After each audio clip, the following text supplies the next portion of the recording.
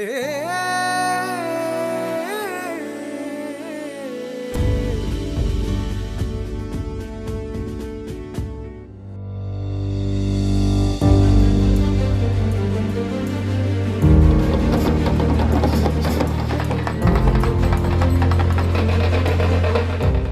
मुक्ति दिवस हर साल 1 नवंबर को भारत के केंद्र शासित प्रदेश पुडुचेरी में मनाया जाता है। कुछ वक्त पहले तक पुडुचेरी को पौंडीचेरी के नाम से भी बुलाया जाता था। 17वीं शताब्दी में एक लंबे दौर तक Puducherry French east India company के अधीन था।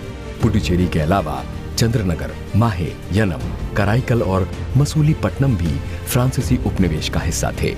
1947 में भारत की स्वतंत्रता के बाद पुडुचेरी में भी आजादी का आंदोलन तेज हो गया तथा 7 और वर्षों के संघर्ष के बाद पुडुचेरी की जनता भी विदेशी शासन से मुक्त हो गई। आपकी जानकारी के लिए भारत ने जून 1948 में फ्रांस के साथ एक समझौते पर हस्ताक्षर किए थे, जिसने स्थानीय जनता को अपना राजनीतिक भविष्य तय करने की शक्ति प्रदान की थी। अक्टूबर 1948 में पौंडीचेरी, कराईकल और यनम में नगरपालिका चुनाव हुए। इन चुनाव के बाद एक को छोड़कर सभी नगरपालिकाएं फ्रेंच इंडिया सोशलिस्ट पार्टी के कब्जे में आ गईं।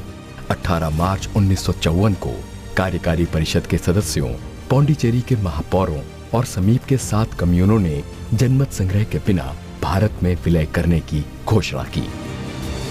भारत में शेष 4 फ्रांसीसी कॉलोनी के हस्तांतरण के लिए 21 अक्टूबर 1954 को समझौते पर हस्ताक्षर किए गए, जो 1 नवंबर 1954 को प्रभावी हुए। फ्रांस और भारत के बीच एक संधि भी दर्ज की गई, जिसके तहत पौंडीचेरी, कराईकल, माहे और यनम का भारतीय संघ में विलय तय हुआ। इस संधि पर तत्कालीन फ्रांसीसी राजदूत स्टेनिस्लॉस ओस्टरोग और तत्कालीन प्रधानमंत्री जवाहरलाल नेहरू ने हस्ताक्षर किए थे, जो विदेशी मामलों के केंद्रीय मंत्री भी थे। फ्रांसीसी सरकार ने अपनी संसद में संधि की पुष्टि करते हुए कानून पारित किया और 16 अगस्त 1962 को पुडुचेरी डी ज्यूर यानी फ्रांसीसी शासन से मुक्त हो गया।